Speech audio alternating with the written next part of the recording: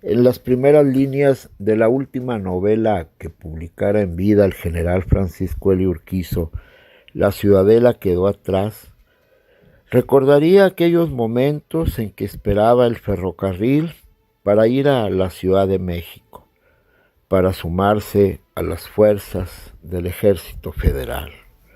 Urquizo, nacido en San Pedro de las Colonias en 1891, se sumaría a la Revolución Maderista antes de cumplir 20 años, en febrero de 1911. Urquizo va a tener una destacada participación y terminará el conflicto armado con el grado de subteniente. Él se había sumado a la causa maderista en su pueblo natal, en San Pedro de las Colonias, el pueblo adoptivo de Francisco I. Madero.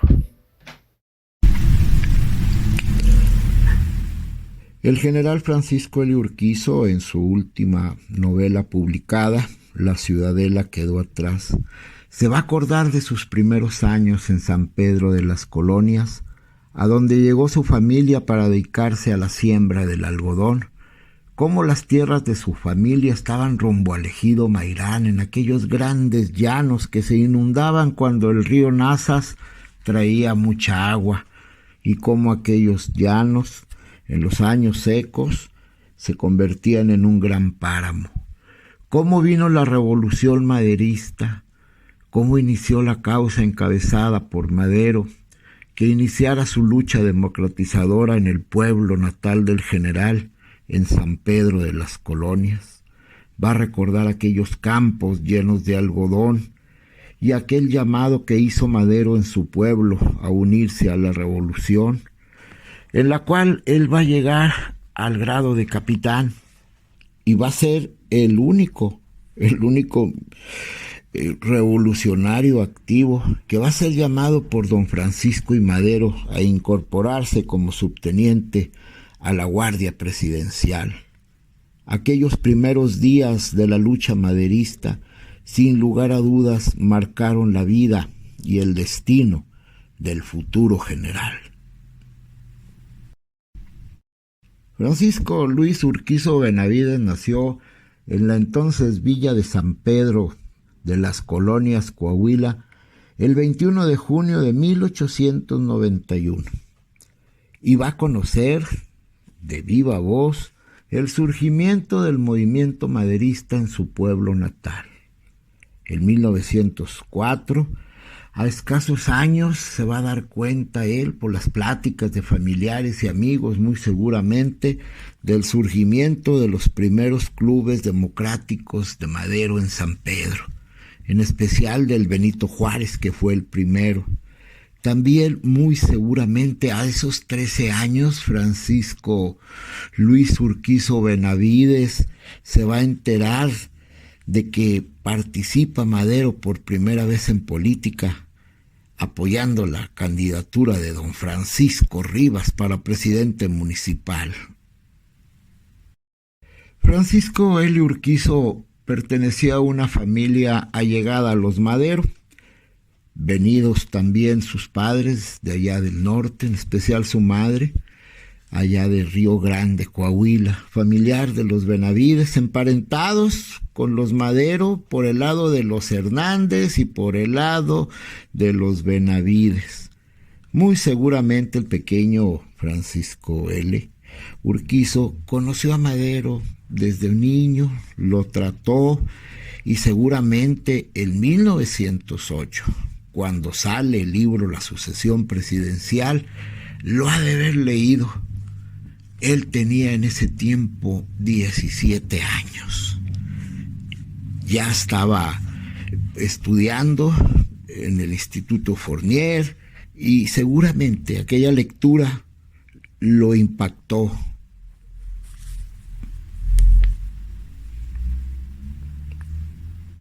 Francisco L. Urquizo se va a unir a las tropas de la Revolución Maderista en febrero de 1911, poco antes de cumplir los 20 años, y va a participar en varios acontecimientos importantes.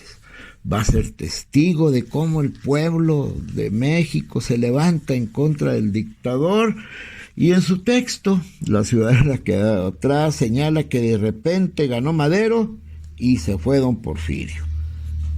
Urquizo va a ser invitado por don Francisco I. Madero a incorporarse a las guardias presidenciales. Es el único revolucionario en activo que es llevado. Luego también se va a la escuela de aspirantes, el general Gregorio García y algunos otros, pero él fue el primer sanpetrino en unirse al gobierno de Madero en las armas, en la guardia presidencial.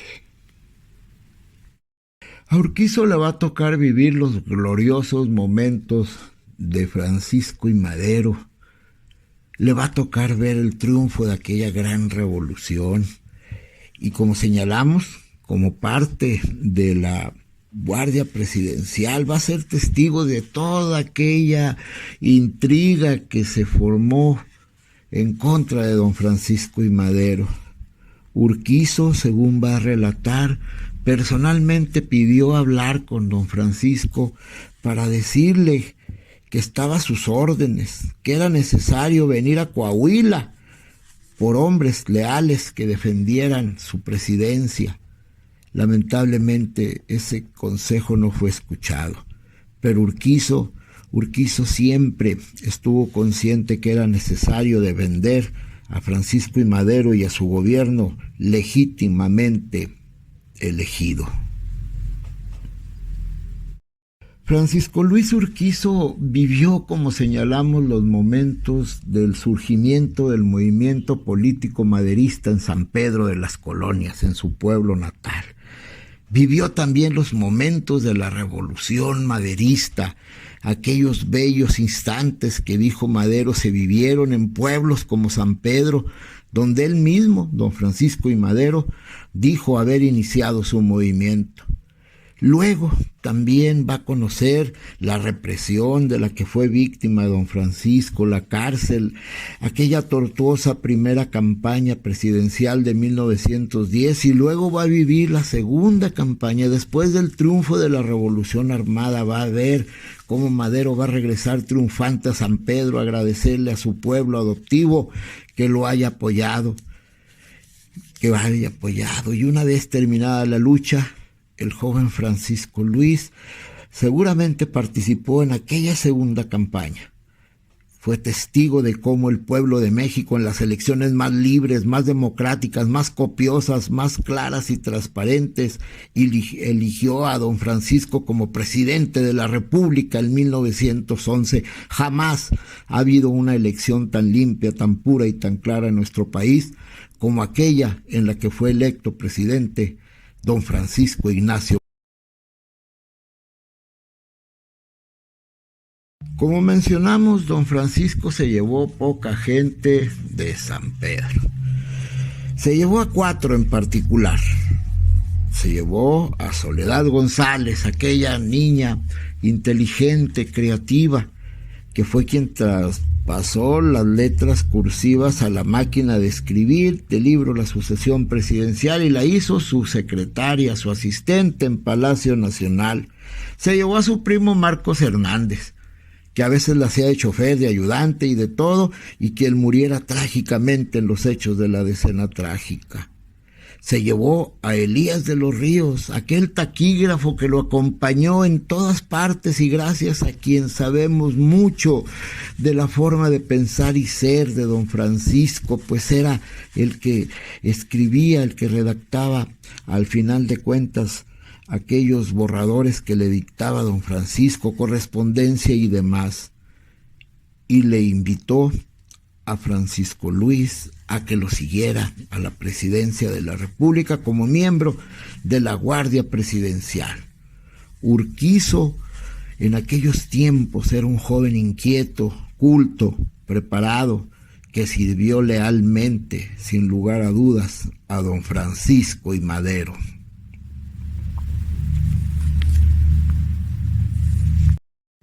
Pero como señalamos también, Francisco L. Urquizo Va a vivir aquellos tristes momentos, aquel momento en que una institución leal que siempre había defendido al pueblo de México traicionó las instituciones, traicionó a la institución presidencial como parte de las guardias presidenciales, y todo eso lo narra en Viva Madero, y todo eso lo narra La Ciudadela quedó atrás. Va a vivir cómo la intriga, la insidia acabaron con un buen hombre, acabaron con un gobierno bien intencionado. Pero una cosa muy importante, en aquellos momentos Urquizo ya había abrevado de los ideales y los principios del maderismo, que se sustentaban en el sufragio efectivo como lema, pero que proponían los maderistas un gobierno en el que se respetara el Estado de Derecho.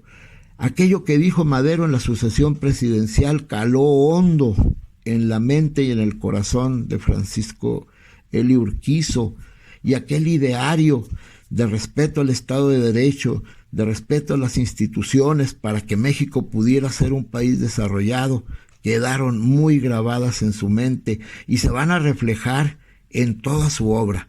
En toda su obra, Urquizo siempre va a estar recordándonos las causas de la revolución, las causas por las que don Francisco I. Madero decidió que había que tomar las armas, que había que deponer a la opresión que se vivía por parte del gobierno porfirista, y que México debería ser un país con un gobierno de instituciones, no de un solo hombre.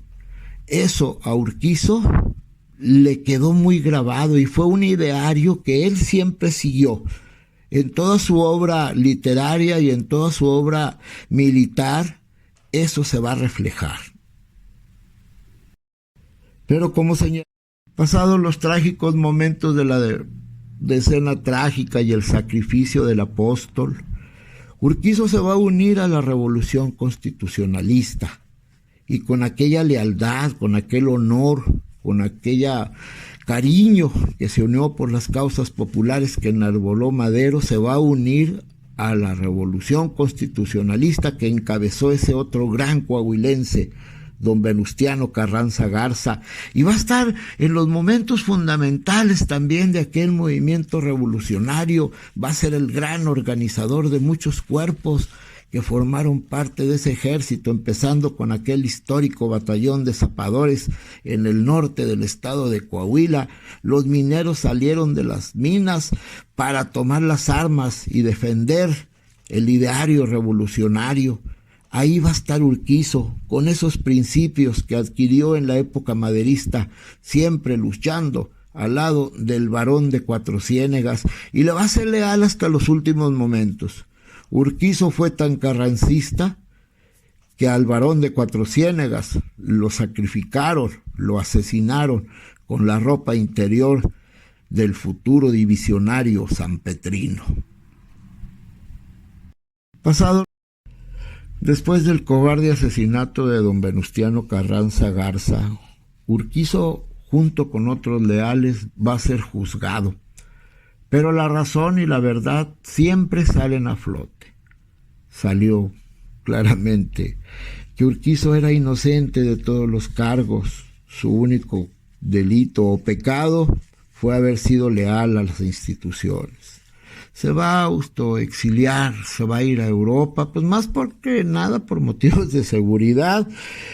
Y bueno, luego allá en Europa va a empezar a desarrollar ese gran talento literario que tenía. Va a empezar a escribir algunas obras como Europa Central, Madrid en los años 20, y ahí va a empezar a dar muestras de ese gran talento, de ese gran don con el que nació para narrar. Ese gran don que se va a reflejar posteriormente en grandes obras literarias. Los tiempos pasaron, cambiaron, las situaciones políticas fueron variando en el país, y Urquizo va a regresar a México, va a conseguir un trabajo en la Secretaría, pues la hoy que sería la Secretaría de Hacienda, y va a hacerse cargo de la administración de la Oficina del Timbre en Pachuca, Hidalgo. Ahí va a desarrollar su talento organizador, va a dar muestras de ese gran talento que tenía para organizar las cosas, y su modelo de administrar en Pachuca se va a replicar en muchas partes de la República Mexicana, tomándose como modelo base. Y ahí en aquellas oficinas va a empezar, cuando tenía algo de tiempo, a redactar grandes obras como Tropa Vieja, que es la crónica de la revolución maderista vista desde el punto de vista de un soldado de leva. Urquizo se va a inspirar en personajes, en personas que él conoció. Por ejemplo, el gran villano de la obra de el general Urquizo, Marcos Nájera, existió. Algunas personas pensaban que era parte de la creación ficticia literaria del general, pero no. Urquizo en Tropa Vieja va a narrar lo que vio y lo que vivió, y va a exponer ampliamente el ideario maderista. En toda su obra, el ideal del maderismo, el respeto a las instituciones, al sufragio efectivo, al Estado de Derecho que pregonaba Madero en la sucesión presidencial, todo ese espíritu maderista unido a los ideales constitucionalistas de Carranza van a estar presentes en la obra del general Urquizo. A finales de los años 30, el general Urquizo se reincorpora, ahora sí de pleno, al ejército. Es invitado por el general Lázaro Cárdenas a hacerse cargo de algunas zonas militares, principalmente en el norte de México. El general Urquizo siempre va a recordar a su pueblo natal, San Pedro, siempre va a recordar a la población donde nació, a los campos algodoneros y aquella experiencia para organizar las cuadrillas de sembradores de algodón. Se va de nueva cuenta a utilizar por parte del general para ir viendo cómo se van a reorganizar las fuerzas nacionales. El general Cárdenas lo manda a Estados Unidos para que vea cómo están organizados los ejércitos americanos. Un solo ejército de los muchos que existían en Estados Unidos tenía más elementos que todo el ejército nacional de nuestro país.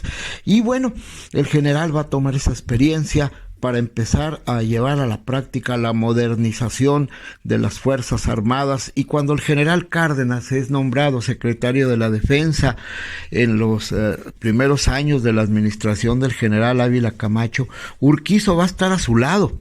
En realidad, el brazo operativo del ejército va a ser Urquizo. En el momento en que se le declara la guerra a los países del eje, Urquizo es el que se va a encargar de organizar el servicio militar obligatorio, de modernizar las tropas. Él va a proponer y llevar a cabo la creación de un escuadrón de aviadores, de pilotos aviadores. Él va a llevar a cabo la integración del glorioso Escuadrón 201 y le va a tocar a él abanderarlos al final del sexenio de Ávila Camacho. Va a renunciar Cárdenas y el general Urquizo va a asumir por segunda vez en su vida el mando de las Fuerzas Armadas de México, y ya como secretario de la Defensa al final de la Segunda Guerra va a organizar el Cuerpo de Fusileros Paracaidistas de México. Este valiente revolucionario va a estar al frente de unos momentos muy importantes en la vida de nuestro país, como fue la transición del sexenio de Ávila Camacho. En ese aspecto va a ser muy importante la participación de Urquizo en aquella transición democrática en nuestro país. El general Ávila Camacho entendió el mensaje. Los tiempos cambian. Había que pasar de los gobiernos encabezados por los generales, por los caudillos de la revolución, a gobiernos encabezados por civiles. Ese ideal es el mismo ideal que tuvo en su momento Francisco I. Madero, quien señaló en su libro La sucesión presidencial que el poder debe ser ejercido por civiles, que los países que son gobernados por militares tarde o temprano se convierten en dictaduras, que es peligroso tener a los militares en el gobierno y que era necesario quitar a don Porfirio Díaz. Ese mismo ideal, ese mismo pensamiento tuvo el Barón de Cuatro Ciénegas cuando decidió que debería ser un civil el que lo sucediera. En ambos casos, desgraciadamente, la cobardía, la traición, la visión de algunos militares fueron determinantes para que no se diera la transición al civilismo en el caso de Carranza, y en el caso de Madero van a ser los militares los que van a destituir aquel gobierno puramente surgido de una de las elecciones más copiosas, más democráticas que se han dado no solamente en México, sino en todo el mundo.